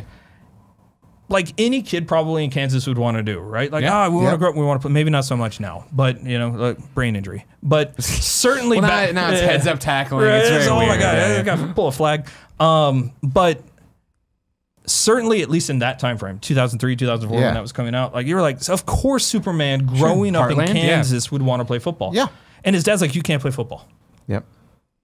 They're putting this limitation on this kid's power, because he could be the world's greatest football player easily, right? But he can't. And I find that incredibly interesting, right? Because you're like, you can't do that for reasons. Red Sun stories. Just anything. I love Red Sun. I'm a huge fan of Red Sun. Well, not just Red Sun, but the idea that anytime Superman's under a red sun, that's going to be a good story. It always is. His powers are gone. He has to be. Anyway, my favorite Superman, and I know that you wrote one. I thought it was really good. I'm working on it. My favorite, my favorite one is, and I forget which one it is, but it's when he lands in Russia, as opposed to the United States. Yeah, that's Red Sun. Red Sun. Yeah, right. different. So I was just like, yeah, absolutely. And I was just like, oh, love that. So it's fantastic. Oh, it's like, yep. What a fun episode! I told you it would be. Yeah, this is great. You were amazing.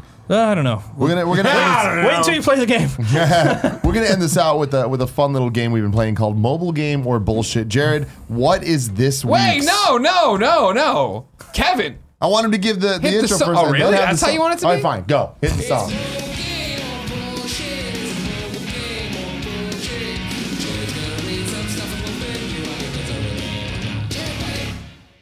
Jared Petty, what is today's topic? Today's topic is mobile game or straight to DVD movie.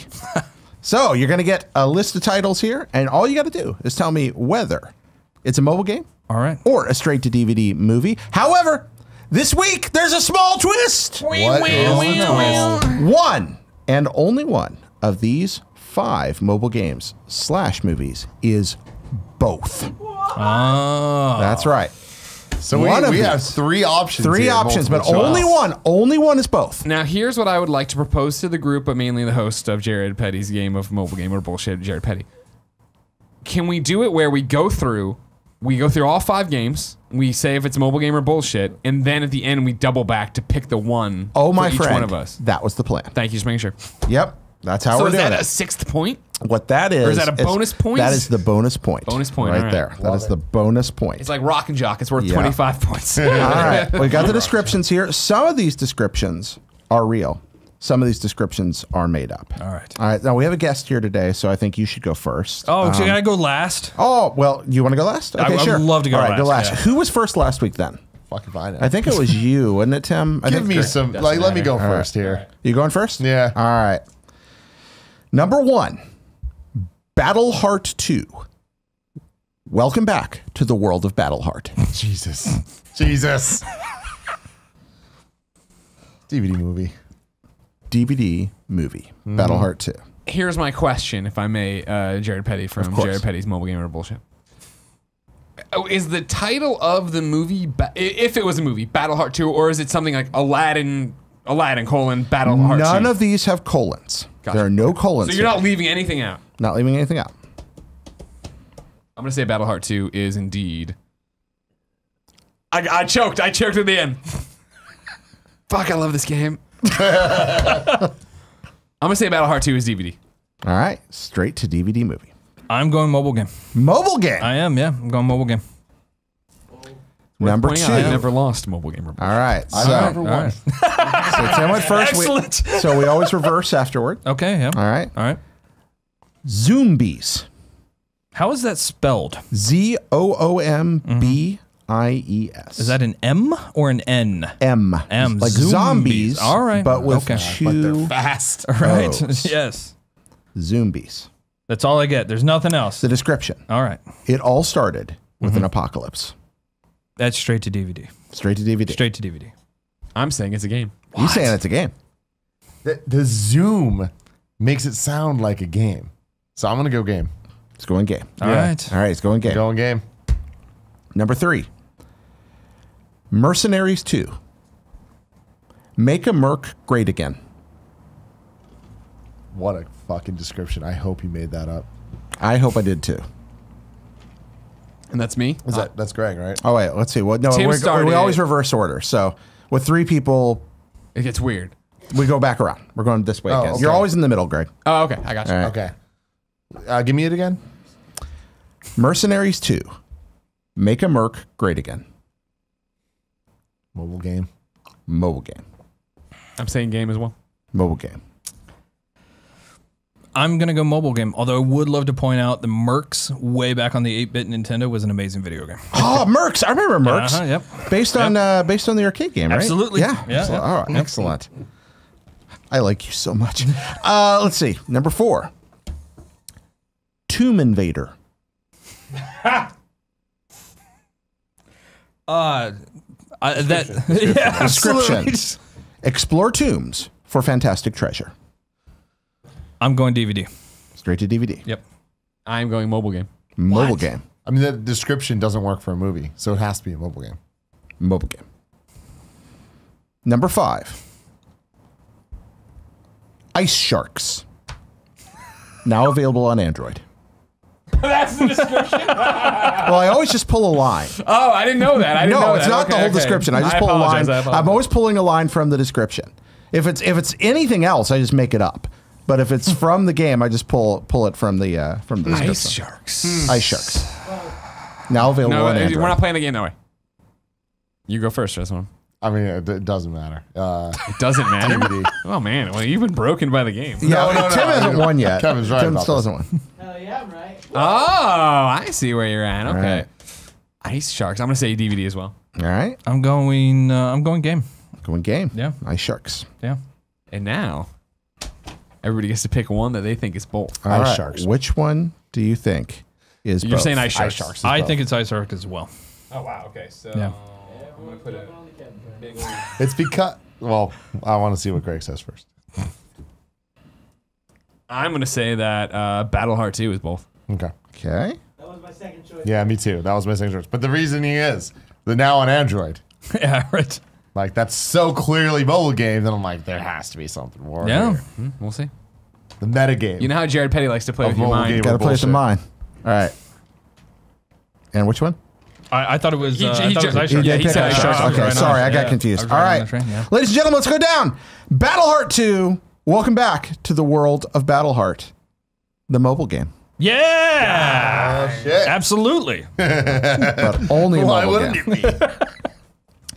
Number 2, Zombies. It all started with an apocalypse. Ladies and gentlemen, that one is both. No.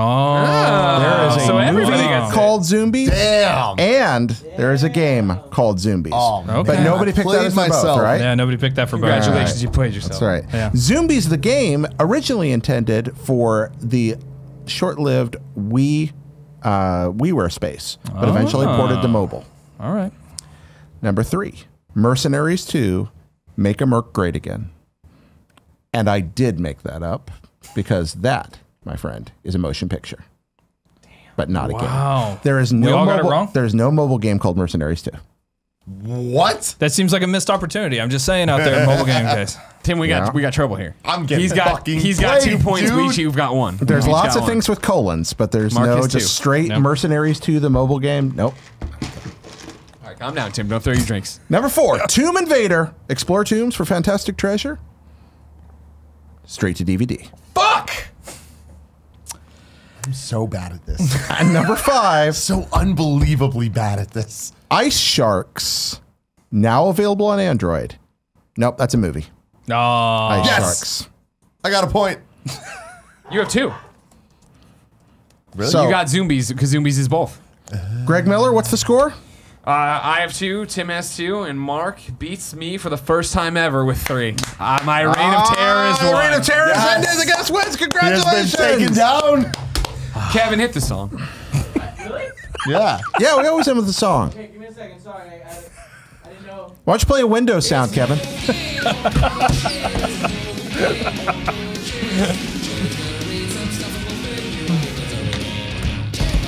That game's fun. That a was great game. awesome. Yeah, I love that game. Literally stopped everyone and was like, "Hey guys, there's a problem with the computer. It keeps making noise. I've tried to stop it, and now you're giving me shit. Literally a week later because you missed a meeting." What a great episode of the Kind of Funny Gamescast. I know. Mark, thank you very much Yeah, for you're very joining welcome. us. Thanks This for having has me. been awesome. Yeah, you're Yeah. great. Stay tuned for the post show. Greg's All going right. to tell a Why I sad cried story. last night. Yeah. We'll fucking see. We will. Until next time, I love you. Patreon.com/kindoffunnygames. all. Find out why I cried. Wow. What an episode that was. You can click here to subscribe to Kind of Funny Games. You can click there to subscribe to Kind of Funny. If you want to support us with your money, I'd appreciate that. Patreon link right over there. And over here, it's the Kevin Fun Time. But whatever Kevin's fun clips he wants to put there. Cool Break does it. Why is it mine? I want you to put it there, though, Kevin.